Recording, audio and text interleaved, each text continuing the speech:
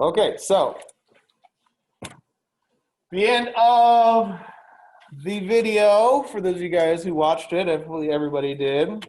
We finished up talking about the ways that we transport oxygen. Most notably, the way that we transport oxygen is bound to hemoglobin. About 98.5% of our oxygen is transported bound to hemoglobin in the form of what we call oxyhemoglobin. That leaves about 1.5% that's just dissolved in our blood. What we spent a good portion of the very end of that lecture was talking about this curve, the oxyhemoglobin dissociation curve, which affects loading, which takes place in our lungs of oxygen, and then unloading, which takes place in our tissues. And how the major thing that affects it is PO2, pressure of oxygen. We talked about the Bohr effect, which means that there's a shift in the curve either to the right or left, and then there were the different ways to cause a shift. Now, as far as transporting carbon dioxide, it's quite a bit simpler, although there's 3 different methods, and we're transporting carbon dioxide in the opposite direction that we were transporting oxygen. And we load oxygen in our lungs and then unload it in our tissues, which is all driven by pressure gradients. Okay, same thing exists as far as pressure gradients go for carbon dioxide, except we're driving it the opposite way from the place where it's high within our tissues. High PCO2, as it says there, is in our tissues. Pressure gradient that drives the diffusion of CO2 in our bloodstream, where it's then carried in 3 forms. About 7 to 10% of our CO2 is carried in the dissolved form, which is dissolved in a plasma. About 20% of our carbon dioxide is bound to hemoglobin in the form of what we call carbaminohemoglobin. And then that leaves us with about 70%, which is by far and away the most prominent. 70% is a very large majority carried in the form of what we call bicarbonate ions. Okay. Now, this relates to stuff we've talked about at various points. We haven't really got into it in great detail yet. But we've talked about that when water and CO2 combine, an acid is formed called carbonic acid, which then dissociates to form bicarbonate ions. Bicarbonate ions, you can see our parentheses there, HCO3, which is an ion, so it's got a charge to it. And then hydrogen ions, which are H+, as we know. This is due to an enzyme called carbonic anhydrase, located in our red blood cells, which we talked about back in our lecture on blood. Okay. Most of hydrogen ions will bind with hemoglobin, which helps buffer the pH inside the cells, intracellular pH. Here's the equation or the chemical reaction showing you ultimately the formation of hydrogen ions and bicarbonate ions begins with CO2 and water combining. H2CO3 is the chemical abbreviation of carbonic acid, which then breaks apart in hydrogen ion and bicarbonate. Some of that hydrogen ion binds to hemoglobin, the rest diffuses out of the red blood cells into our plasma. There's also a concentration gradient for bicarbonate, which diffuses out of the red blood cells. Now, as bicarbonate diffuses out, an electrical gradient is established for chloride to diffuse into the red blood cells. Okay, I'm just going to show you here on the next page because it's easier to kind of read it. Okay, so we're starting with carbon dioxide in our tissue cell, moving out into our red blood cell and into our blood as a whole. Inside of our red blood cells are where that enzyme carbonic anhydrase is located. That takes the CO2 and water and combines them to the acid that then breaks apart into the bicarbonate and the hydrogen ion. We said some of that hydrogen ion will bind to hemoglobin like we show here, HbO2. Some of it's not shown in the picture, will dissolve out in the plasma. Bicarbonate, though, goes out of the blood cells into our plasma. And as bicarbonate leaves the blood cell, red blood cell, chloride is going to come in. Okay? We call this a chloride shift. Okay? So this exchange is known as a chloride shift. As blood passes through our pulmonary capillaries in our lungs, essentially we do the opposite. Bicarbonate comes back into the red blood cells, chloride leaves. We call that a reverse chloride shift. Bicarbonate and hydrogen ions combine. You can see the hydrogen ion is going to be removed from the hemoglobin. We form the acid and then we break it apart to CO2 and water. The CO2 then leaves the red blood cell and goes into our alveoli to be exhaled out. Okay. So it's a little more complicated when it comes to CO2 as far as the different means and all the different kind of equations and chemical reactions taking place. Whereas with oxygen, it's really just oxygen jumps in, comes into a red blood cell, binds to hemoglobin, forming oxyhemoglobin. Then when we get to our tissues, remember that's the piggyback ride, oxygen jumps off the back to enter our tissue cells. Okay.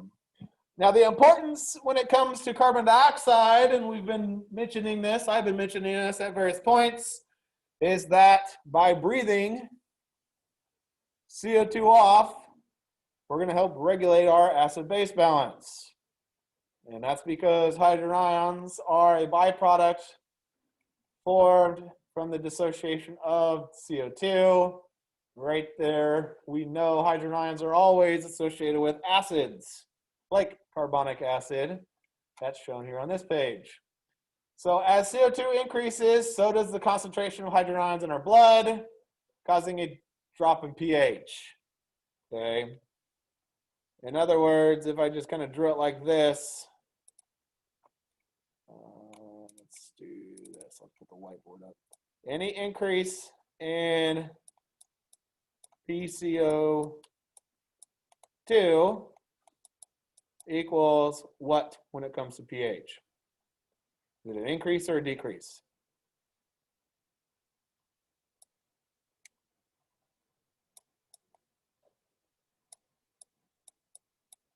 A drop in pH. Okay. And that's because any increase in PCO2 increases hydrogen ions.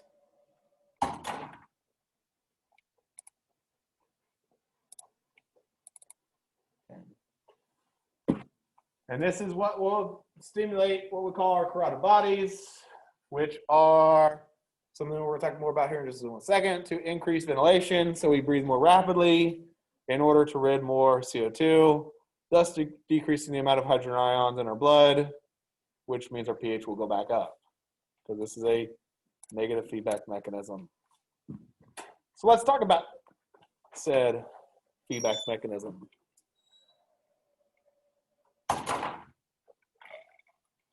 Okay, controlling ventilation. Homeostasis of blood gases is maintained primarily by changes in ventilation, which is both rate and depth of breathing. The three basic elements of our respiratory control systems make a simple feedback loop. I kind of just made this up. Begins with our sensors, just like we've seen. Sensors are receptors, which are activated by changes in certain things, as we know, just like what we've talked about since the very beginning of the semester, which send signals input to our respiratory control centers. Guess where our control centers for breathing are located? Integrating centers typically in our brain, which interprets that input signal and decides what to do with it.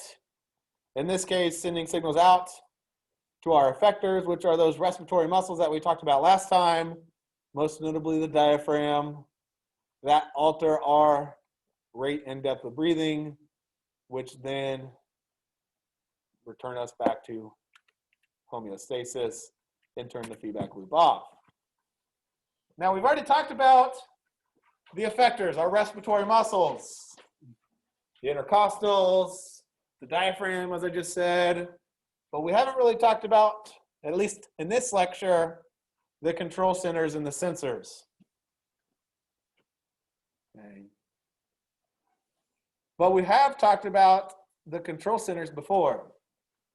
Back when we talked about the brain, we learned about all four of these bullets.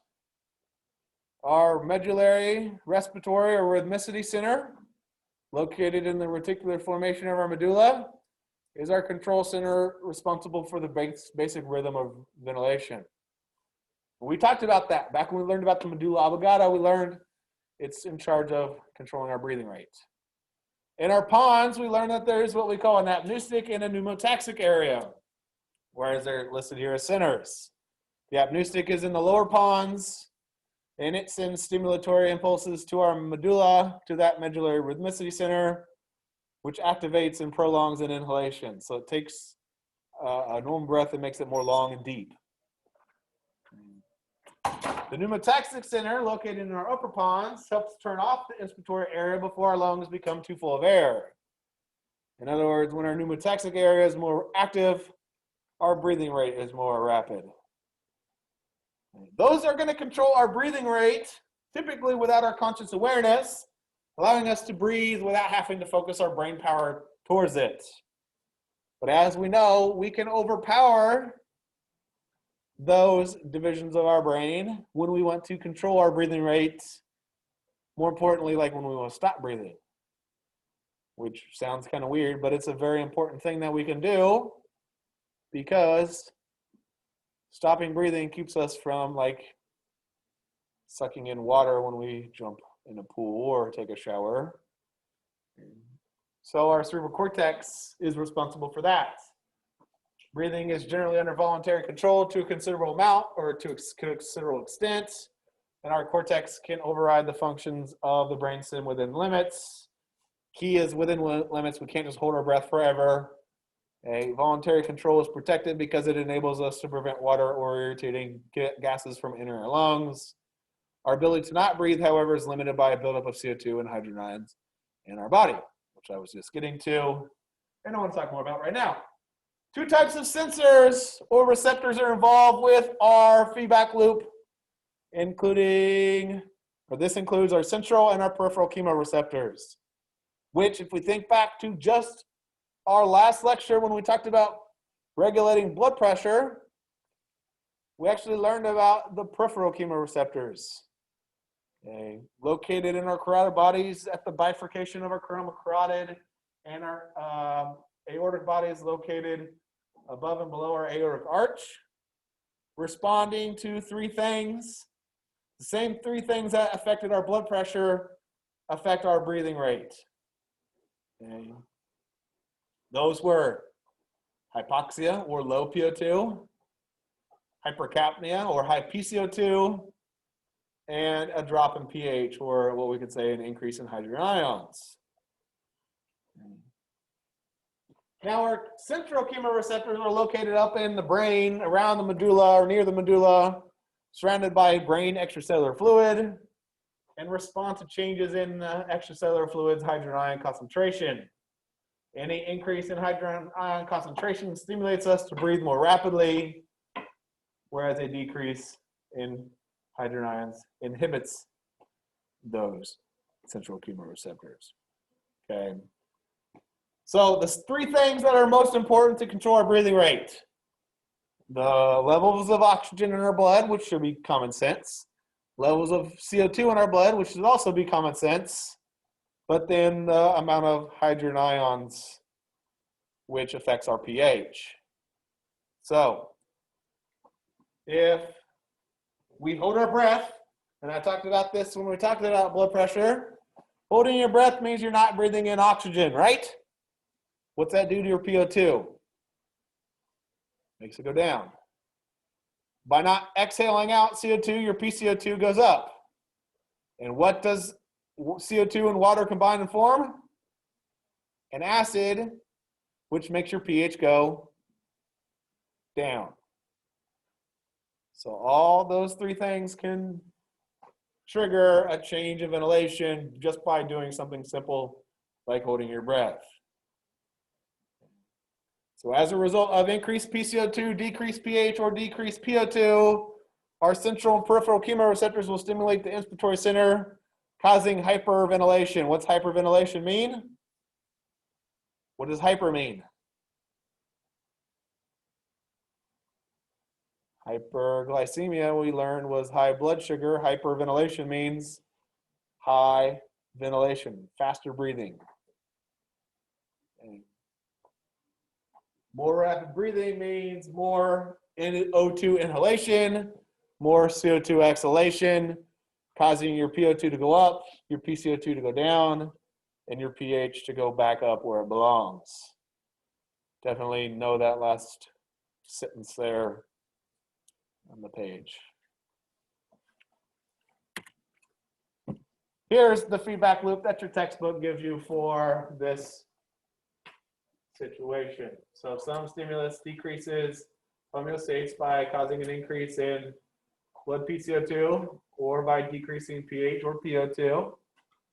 Stimulates the central chemoreceptors or medulla and the peripheral chemoreceptors in our aorta areas up in the neck and upper chest, which results in input signals going to the control center and our medulla oblongata, and then output travels out to our various respiratory muscles, allows us to breathe more rapidly and more deeply. Thus, our PO2 goes up, PCO2 goes down, or our pH goes back up, probably a combination of all three, shutting off the feedback loop, demonstrating that this is, just like what we see most of the time, an example of negative feedback. Now, there are other influences that affect respiration, and I want to talk about those here on this page. This includes proprioceptor stimulation. Remember, proprioceptors are the receptors in places like our muscles, like those muscle spindles, monitoring stretch of our muscle, the tendon organs monitoring tension in our tendons, and then there's also those that are attached to the joint structures known as articular capsules. These are very important because they are going to be activated. Like if I said, okay, let's walk out to the street out there, stand, and then take off on a dead sprint. As soon as you take off on a dead sprint, your muscles, your tendons, your joints are obviously being worked.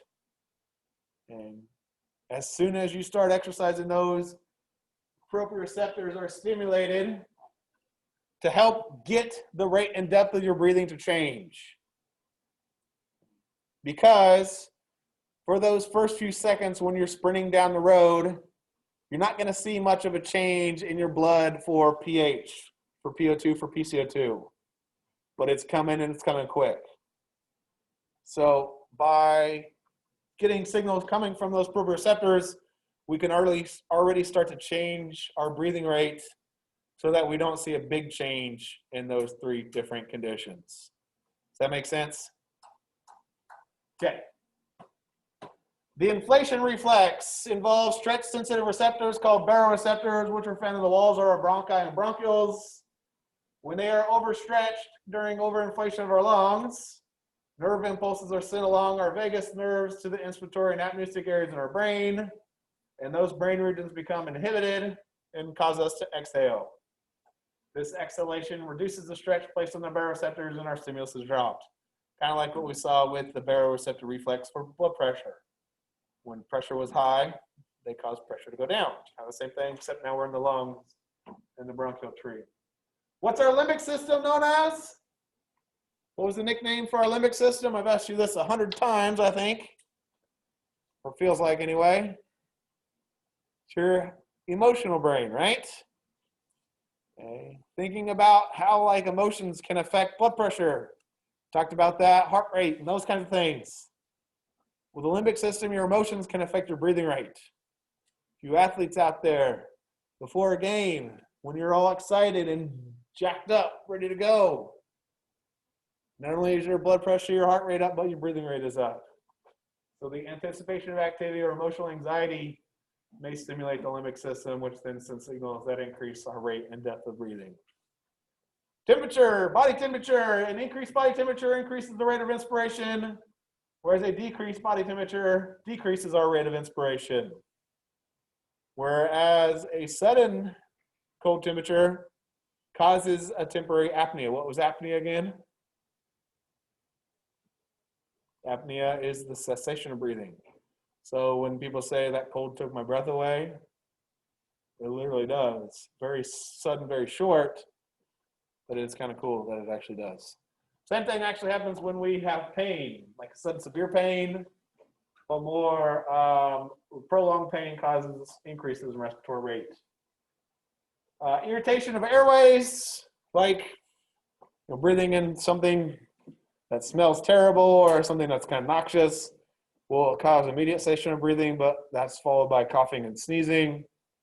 And blood pressure can change it. Sudden drop in blood pressure or sudden elevation, excuse me, I'll read that one first. Decreases our respiratory rate, whereas a drop in blood pressure increases respiratory rate. And I missed one. Stretching the anal sphincter muscle increases the respiratory rate. I have no idea how somebody figured that one out. But your anal sphincter is what's responsible for you to poop. They, in the book, talk about what EMTs sometimes have to do if a person is not breathing fast enough, is a finger going up to help the person breathe. Typically, it's more done like infants than it is, hopefully anyways, in adults. But I guess now you know if worse comes to worse, there's one way to increase your breathing rate. Okay, so we've talked a lot about PO2. Now I want to talk about VO2.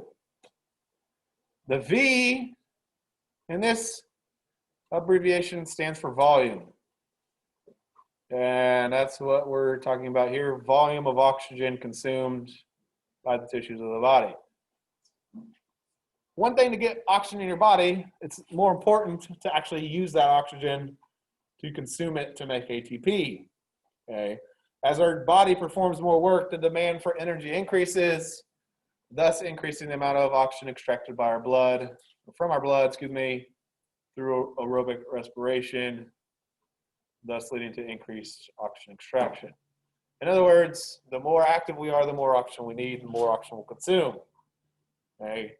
And you can measure this really easily in a lab setting is how it's typically done, where a person is breathing into a tube and like running on a treadmill, where they increase their work rate or exercise intensity.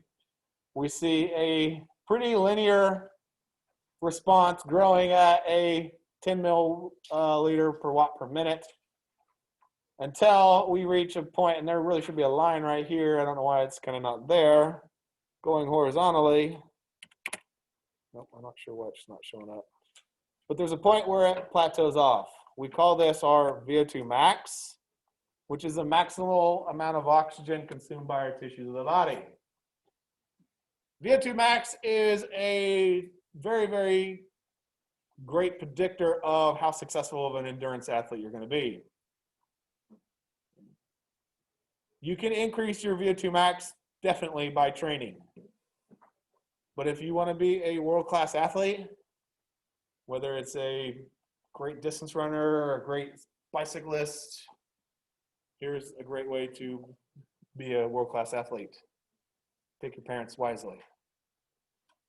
Can't do that, obviously. Genetics is by far and away the most important factor in determining whether or not you're going to be a successful endurance athlete. Same goes for just about any other athlete as well, whether it's power or whatever. Genetics, and genetics, we all know, is in charge of just about everything. Any questions? Okay.